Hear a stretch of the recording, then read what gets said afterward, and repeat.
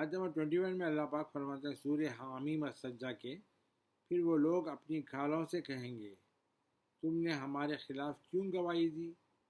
وہ کہیں گے کھالیں ہمیں اس اللہ نے گواہی عطا کی جو ہر چیز کو قوت گواہی دیتا ہے، یعنی بات کرنے کی طاقت دیتا ہے، اور اسی نے تمہیں پہلی بار پیدا فرمایا اور تم اسی کی طرف پلٹائے جاؤ گے۔ آیت نمبر 22 میں اللہ پاک فرماتے ہیں تم تو گناہ کرتے وقت اس ڈر سے بھی پردہ نہیں کرتے تھے کہ تمہارے کان تمہارے خلاف گواہی دیں گے، اور نہ یہ کہ تمہاری آنکھیں، اور نہ یہ کہ تمہاری کھالیں ہی گواہی دے دیں گے، لیکن تم گمان کرتے تھے، سوچتے تھے کہ اللہ تمہارے بہت سے کاموں کو جو تم کرتے ہو جانتا ہی نہیں۔ اس طرح سوچتے تھے۔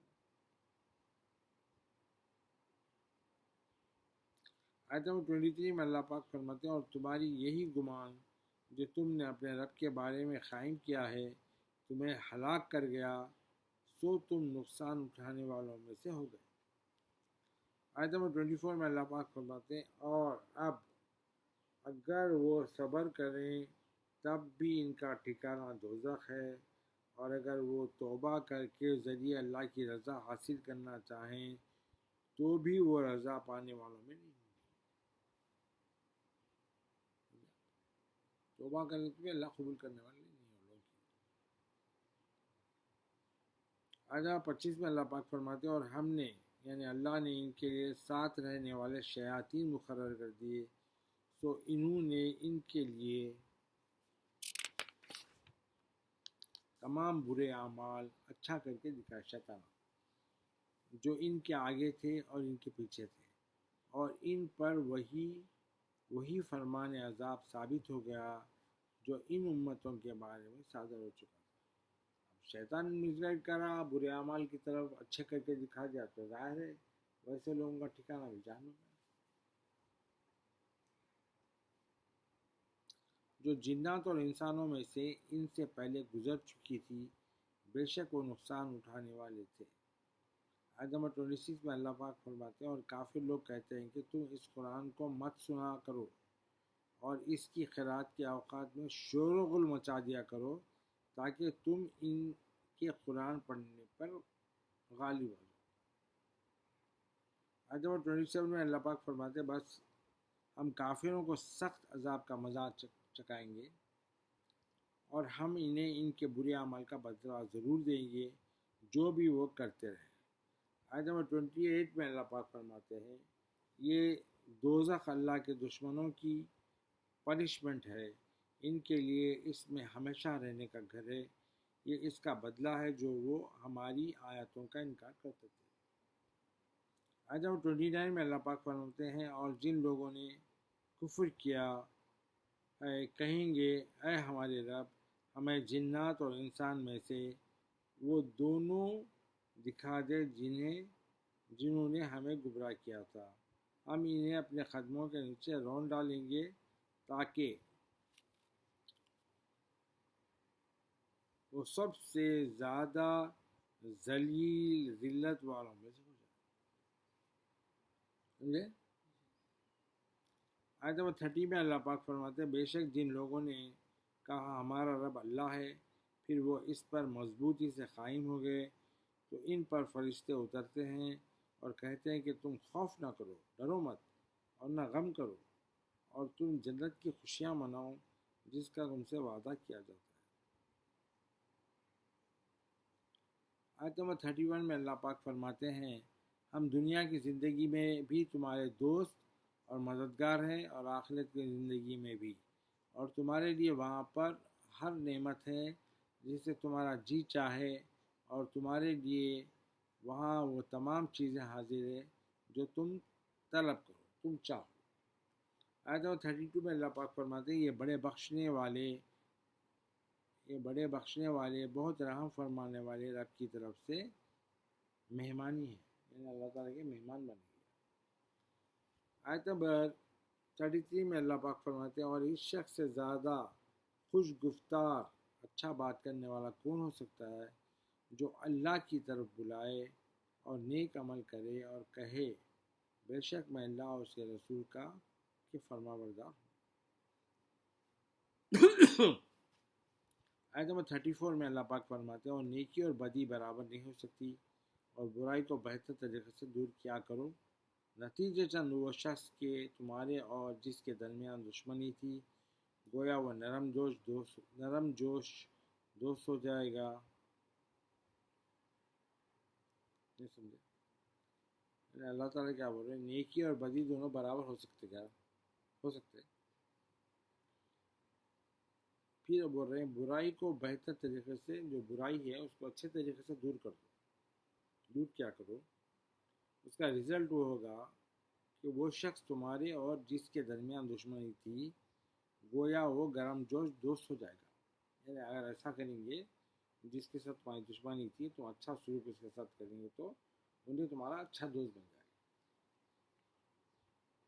آیت نمبر 35 میں اللہ پاک فرماتے ہیں اور یہ خوبی صرف انہی لوگوں کو عطا کی جاتی ہے جو صبر کرتے ہیں، اور یہ توفیق صرف اسی کو حاصل ہوتی ہے جو بڑے نصیب والا ہوتا ہے۔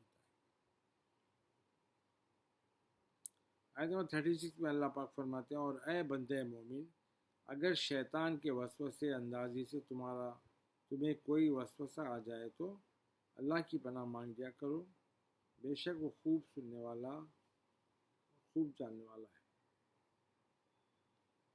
آیت نمبر 37 میں اللہ پاک فرماتے ہیں اور رات اور دن اور سورج اور چاند اس کی نشانیوں میں سے ہے، نہ سورج کو سجدہ کیا کرو اور نہ ہی چاند کو، اور سجدہ صرف اللہ کے لیے کیا کرو جس نے سب کو پیدا فرمایا ہے، اگر تم اسی کی بندگی کرتے رہو تو۔ آیت نمبر 38 میں اللہ پاک فرماتے ہیں پھر اگر وہ تکبر کریں، غرور کریں تو آپ ان کی پرواہ نہ کریں۔ رسول اللہ سے بولیں بس جو فرشتے آپ کے رب کے حضور میں ہیں، یعنی رب کے پاس ہیں، وہ رات دن اللہ کی تسبیح کرتے رہتے ہیں اور وہ تھکتے اور اکتاتے ہی نہیں، ہمیشہ تسبیح کرتے رہتے اللہ تعالیٰ، بھی تھکتے نہیں۔ آیت نمبر 39 میں اللہ پاک فرماتے ہیں اور اس کی نشانیوں میں سے یہ بھی ہے کہ آپ پہلے زمین کو خشک سکھا دے اور بے قدر دیکھتے ہیں، یعنی آپ دیکھتے جب ہیں تو جب سمرس آتے ہیں تو کیا ہوتا ہے، زمین خشک ہو جاتی ہے۔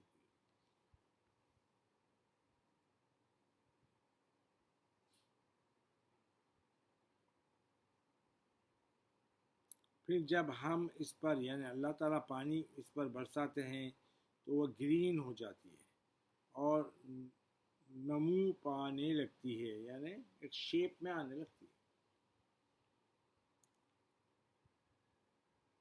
بے شک وہ ذات جس نے اس مردہ زمین کو زندہ کیا، یقیناً وہی روز قیامت مردوں کو زندہ فرمانے والا ہے، بے شک وہ ہر چیز پر خوب قادر ہے۔ آیت نمبر 40 میں اللہ پاک فرماتے ہیں بے شک جو لوگ ہماری آیتوں کے معنی میں صحیح راہ سے انحراف کرتے ہیں، یعنی آیتوں کے میننگ میں غلط ڈائریکشن میں جاتے ہیں، صحیح راستے پہ جانے سے وہ انکار کرتے ہیں، اور وہ ہم پر پوشیدہ نہیں ہے۔ اللہ تعالیٰ بول رہا تمہارے سینوں میں دلوں میں کیا سوچ رہے ہیں تم، وہ سب اللہ تعالیٰ کو معلوم ہے، چھپی ہوئی نہیں ہے کوئی چیز۔ بھلا جو شخص دوزخ میں جھونک دیا جائے تو وہ بہتر ہے یا وہ شخص جو قیامت کے دن عذاب سے محفوظ و معمون ہو کر آئے، تم جو چاہو کرو، بے شک جو کام تم کرتے ہو وہ اللہ خوب دیکھنے والا ہے۔ آیت 41 میں اللہ پاک فرماتے ہیں بے شک جنہوں نے قرآن کے ساتھ کفر کیا جبکہ وہ ان کے پاس آ چکا تھا تو یہ ان کی بدنصیبی ہے، اور بے شک وہ قرآن بڑی باعزت کتاب ہے۔ آیت نمبر 44 میں اللہ پاک فرماتے ہیں باطل اس قرآن کے پاس نہ اس کے سامنے پاس بھی نہیں آ سکتا، اس کے سامنے بھی نہ اس کے سامنے آ سکتا ہے اور نہ ہی اس کے پیچھے سے، یہ بڑی حکمت والے بڑی حمد والے کی طرف سے اتارا گیا ہے۔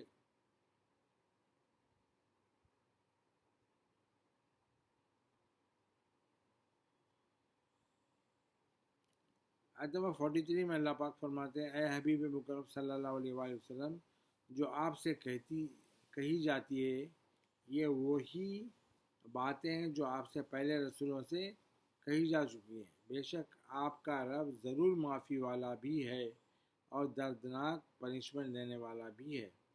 اور اگر ہم آیت نمبر 44 میں اللہ پاک فرماتے ہیں، اور اگر ہم اس کتاب کو عرب کے بجائے عجم میں اتارتے،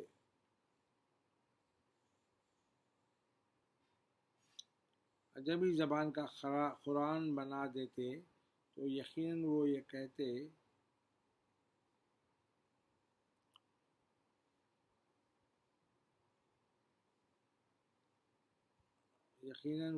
کہتے کہ اس کی آیتیں واضح طور پر بیان کیوں نہیں کی گئی؟ کیا کتاب عجمی ہے؟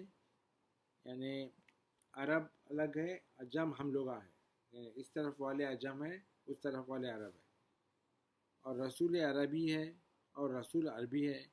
کیا کتاب عجمی ہے اور رسول عربی ہے؟ اس لیے اے محبوب مکرم صلی اللہ علیہ وآلہ وسلم، ہم نے قرآن بھی آپ ہی کی زبان میں اتار دیا ہے۔ فرما دیجئے اے رسول مکرم صلی اللہ علیہ وآلہ وسلم، قرآن ایمان والوں کے لیے ہدایت بھی ہے اور شفا بھی ہے، اسے شفا بھی ہوتا پڑھنے سے۔ اور جو لوگ ایمان نہیں رکھتے ان کے کانوں میں بہرے پن کا بوجھ ہے اور ان کے حق میں نابینا پن بھی ہے، اندھے بھی ہے وہ، بہرے بھی ہے، جو ایمان نہیں رکھتے۔ گویا وہ لوگ کسی دور کی جگہ سے پکارے جاتے ہیں۔ آیت نمبر 45 میں اللہ پاک فرماتے ہیں، اور بے شک ہم نے موسیٰ علیہ السلام کو کتاب عطا فرمائی تو اس میں بھی اختلاف کیا گیا، یعنی اس میں بھی لڑ لیا آپس میں، ایگری نہیں کرے۔ اور اگر آپ کے رب کی طرف سے فرمان پہلے صادر نہ ہو چکا ہوتا تو ان کے درمیان فیصلہ کر دیا جاتا، اور بے شک وہ اس قرآن کے بارے میں بھی دھوکہ دینے والے شک میں مبتلا ہے۔ آیت نمبر 46 میں اللہ پاک فرماتے ہیں، جس نے نیک عمل کیا تو اس نے اپنی ہی ذات نفع کے لیے کیا، اور جس نے گناہ کیا سو اس کا وبال بھی اس کی جان پر ہے، اور آپ کا رب بندوں پر ظلم کرنے والا نہیں۔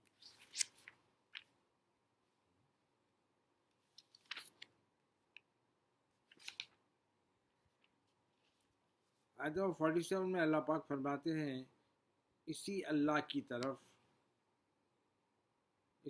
کی طرف ہی وقت قیامت کے علم کا حوالہ دیا جاتا ہے، اور نہ پھل اپنے غلافوں سے نکلتے ہیں، اور نہ کوئی مادہ حاملہ ہوتی ہے، اور نہ وہ بچہ جنتی ہے، مگر یہ سب کچھ اس کے علم میں ہوتا ہے۔ سب چیز اللہ کے علم میں ہے، معلوم ہے۔ اور جس دن وہ انہیں آواز دے گا کہ میرے شریک کہاں ہیں، تو وہ مشرک کہیں گے، ہم آپ سے عرض کیے دیتے ہیں کہ ہم میں سے کوئی بھی کسی کے آپ کے ساتھ شریک ہونے پر گواہ نہیں ہے۔ یہ بولیں گے مشرک۔ آیت نمبر 48 میں اللہ پاک فرماتے ہیں، وہ سب بت ان سے غائب ہو جائیں گے جن کی وہ پہلے پوجا کیا کرتے تھے، اور وہ سمجھ لیں گے کہ ان کے لیے بھاگنے کی کوئی راہ نہیں رہی، بھاگنے کا کوئی راستہ نہیں۔ آیت نمبر 49 میں اللہ پاک فرماتے ہیں، انسان بھلائی مانگنے سے نہیں تھکتا، اور اگر اسے برائی پہنچ جاتی ہے تو بہت ہی مایوس ہو جاتا ہے، یعنی اللہ سے بھی یقین اٹھ جاتا ہے اس کا، مایوسی کفر ہے۔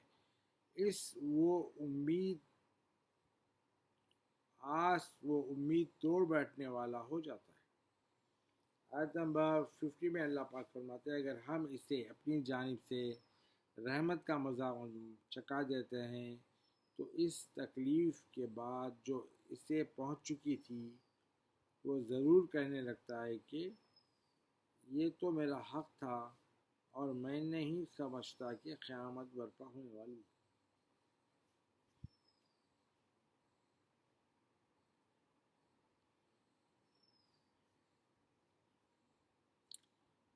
اور اگر میں اپنے رب کی طرف لوٹایا بھی جاؤں تو بھی اس کے پاس میرے لیے یقیناً بھلائی ہوگی۔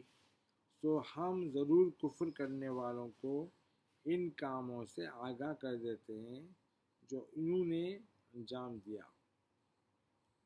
ہم انہیں ضرور سخت ترین عذاب کا مزہ چکھا دیں گے۔ آیت نمبر 51 میں اللہ پاک فرماتے ہیں، اور جب ہم انسان پر انعام فرماتے ہیں، اس کو ریوارڈ دیتے ہیں، تو وہ منہ پھیر لیتا ہے اور اپنا پہلو بچا کر، یعنی یہ سائڈ سے بچا کر اللہ سے دور ہو جاتا ہے، اور جب اسے تکلیف پہنچتی ہے تو لمبی چوڑی دعا کرنے والا ہو جاتا ہے، یہ بھی دو، وہ بھی دو، ویسا کرو ویسا کرو، لمبی چوڑی دعا۔ آیت نمبر 52 میں اللہ پاک فرماتے ہیں، فرما دیجیے اے رسول کرم صلی اللہ علیہ وسلم، بھلا تم بتاؤ اگر یہ قرآن اللہ ہی کی طرف سے اترا ہو پھر تم اس کا انکار کرتے رہو تو اس شخص سے بڑھ کر گمراہ کون ہوگا جو پرلے درجے کی مخالفت میں پڑا ہوا ہے، یعنی گھٹیا درجے کی پوزیشن دے رہا ہے۔ آیت نمبر 53 میں اللہ پاک فرماتے ہیں، ہم ان قریب انہیں اپنی نشانیاں اطراف عالم میں اور خود ان کی ذاتوں میں دکھا دیں گے، یہاں تک کہ ان پر ظاہر ہو جائے گا کہ وہی حق ہے۔